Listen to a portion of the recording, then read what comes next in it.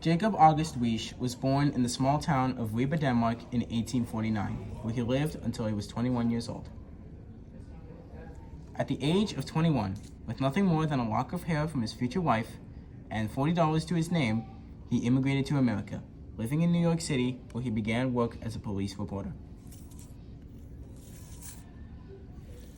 In his career as a police reporter, he discovered the terrible conditions of the crime and poverty-ridden slums of the city's Lower East Side, but primarily the tenements.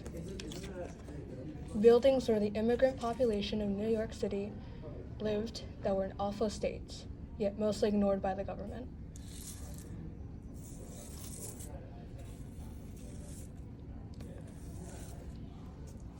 Compelled to bring attention to the plight of the people living in the tenements, Weish became one of the first photographers in the United States to utilize flash photography, illuminating the challenges of daily life that immigrants were facing. These photos were placed into his novel, How the Other Half Lives, which quickly became widespread due to its realistic depictions of the tenements, as well as the statistics of New York's problem with poverty. The book's increasing popularity soon caught the attention of New York's Commissioner of Police at the time of the book's publishing, Theodore Roosevelt.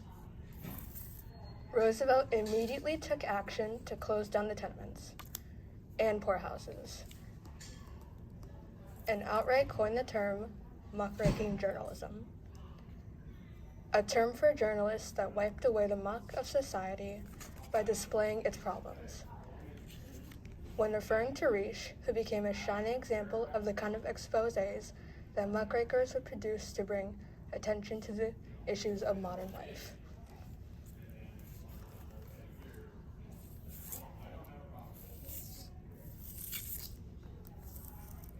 Jacob August Weish was not just a reporter, but also a photographer, author, and journalist that was able to bring about far better conditions of living for thousands of immigrants and the poor in New York City,